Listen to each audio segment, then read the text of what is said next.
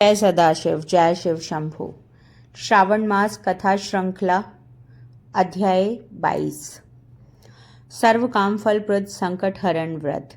भगवान श्री सदाशिव ने कहा, हे सनत कुमार, श्रावण शुक्ल पक्ष चतुर्थी के दिन सर्व काम फलप्रद संकट हरण नाम का व्रत होता है।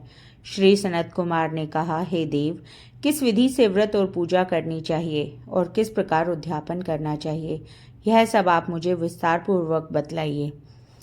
भगवान सदाशिव बोले, चतुर्थी के दिन प्रातःकाल उठकर दातुन आदि करके पुण्यदाता शुभ संकटहरण व्रत का संकल्प करना चाहिए। हे देवेश, मैं चंद्रोदय तक निराहार रह आपकी पूजा करके भोजन करूंगा।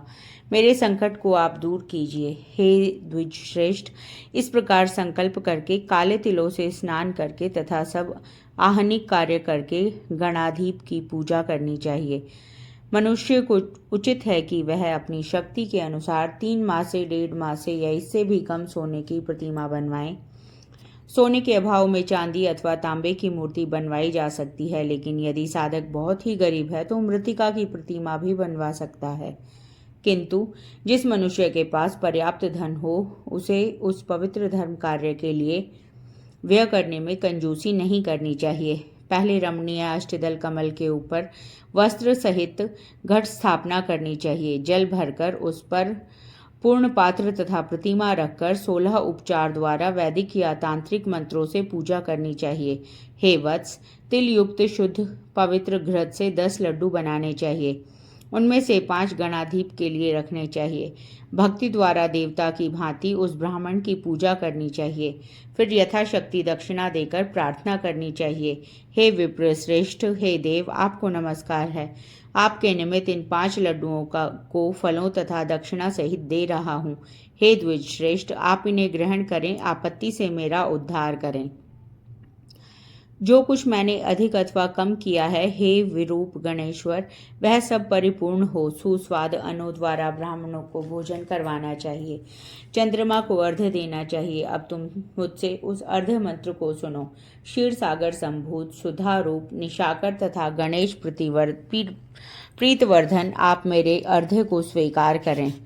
इस प्रकार विधि पूर्वक व्रत किया जाए तो गणपति प्रसन्न हो जाते हैं और अभिलषित पदार्थ प्रदान करते हैं। उन पदार्थों को मनुष्यों को स्वीकार कर लेना चाहिए। इस व्रत के करने से विद्यार्थी विद्या, धनार्थी धन, पुत्रार्थी पुत्र प्राप्त कर लेता है। मोक्षार्थी गति, कार्यार्थी कार्य सिद्ध कर लेता है। रोगी रोग से छुटकारा पा लेता है। आपत्तियों में घिरे हुए व्याकुल मन वाले, चिंता से ग्रस्त, अपने सगे संबंधियों के वियोग से दुखी जनों के सभी संकट हरने वाला, इष्ट फल देने वाला, पुत्र पौत्र आदि तथा संपूर्ण संपत्ति देने वाला यह उत्तम व्रत है। अब मैं तुम्हें पूजा तथा जप के मंत्र बतलाता हूँ। पहले ओमकार शब्द, फिर हे रंब के अनंतर लंबोदर शब्द, तत्पश्चात संकट निवारण शब्द को चतुर्थ्यांत बनाकर अंत में स्वाहा शब्द कहना चाहिए। वैसे यह 21 अक्षरों का मंत्र है। मनुष्य को चाहिए कि 10 दिशाओं की पूजा करे। हे वत्स, मैं तुमको लड्डू बनाने की एक और विधि भी बताता हूँ। शुद्ध घृत से परिपूर्ण तिल सहित मूंग के लड्डू करती हुई गिरी डालकर बनाने चाहिए। लड्डू श्री गणेश जी को समर्पित करने चाहिए। अलग अलग नाम पदों द्वारा गणनाथ की पूजा करनी चाहिए। हे मुनि सत्तम, तुम मुझसे उन नामों को सुनो। गणाधीप, आपको नमस्कार है। उमापुत्र, अघनाशन, एकदंत, दंतवक्त्र, मूषक वाहन, विनायक, ईशपुत्र, सर्वसिद्धि प्रदायक, विघ्नराट, स्कंद गुरु, सर्व संकट नाशन, लंबोदर, गणाध्यक्ष, गौर्य मंगल संभव, धूम्रकेतु, भालचंद्र, असुरमर्दन, विद्यानिधान, विकट और शूर्पकर्ण, आपको नमस्कार है। इन 21 नामों द्वारा गणेश की पूजा करनी चाहिए। भक्ति द्वारा विनम्र हो प्रसन्न मन से देव की प्रार्थना करके कहना चाहिए, हे विघ्नराट, उमापुत्र, अघनाशन, आपको नमस्कार है। मैंने आज अपनी शक्ति के अनुसार जिस कार्य के लिए आपकी पूजा की, उससे आप मुझ पर प्रसन्न हो। मेरे मन की सभी इच्छाओं को पूरा करें। प्रभु, आपकी दया से ही मैं सब कामों को कर पाया हूँ। मेरे शत्रुओं की बुद्धि का नाश तथा मित्रों का अभ्युदय करें। इस प्रकार प्रार्थना करके अष्टोत्तर शत होम करना चाहिए। व्रत की समाप्ति के लिए लड्डुओं का वायना देना चाहिए। फलों से युक्त 7 लड्डू रखकर कहना चाहिए, गणेश की प्रसन्नता के लिए यह मैं ब्राह्मण को दे रहा हूँ। फिर उत्तम कथा सुनकर बड़ी अच्छी तरह से अर्घ्य दें। हे सप्तमे, आगे दिए मंत्र से 5 बार चंद्रमा को अर्घ्य देना चाहिए। शिरोधार्ण वसंभूत अग्निगोत्र समुद्रभूत शशन रोहिणी सहित मेरे दिए हुए इस अर्घ्य को स्वीकार करें। फिर क्षमा प्रार्थना करनी चाहिए। ब्राह्मणों को यथाशक्ति भोजन करवाना चाहिए। जो देव तथा ब्राह्मणों को भोजन करवाने के बाद बाकी रह गया हो वह स्वयं भोजन करना चाहिए। ऐसा न कर सके तो भोजन यथामुख करना चाहिए। इस प्रकार 3 या 4 मास तक विधि द्वारा व्रत करना चाहिए। 5वें मास में साधक को भली भांति उद्यापन करना चाहिए। साधक को पहले व्रत कुंड की शक्ति अनुसार प्रतिमा बनवानी चाहिए। भक्त को चाहिए कि पहली वाली विधि से पूजा करके सुगंधित चंदन तथा नाना प्रकार के फूलों द्वारा पूजा करे। समाहित होकर नारिकेल फल से ही अर्घ्य देना चाहिए तथा ब्राह्मण को फल संयुक्त वाहन दान करना चाहिए। सूप और पायस दक्षिणा सहित गणेश की मूर्ति, सोने की मूर्ति लाल कपड़े से वेष्टित कर ब्राह्मण को देनी चाहिए। व्रत समाप्ति के लिए 5 सेर तिल देना चाहिए और क्षमा प्रार्थना करके कहना चाहिए, विघ्नेश, इससे आप प्रसन्न हो। इस प्रकार उद्यापन करने मात्र से अश्वमेघ के फल की प्राप्ति होती है। सारी इच्छाएं पूर्ण हो जाती हैं।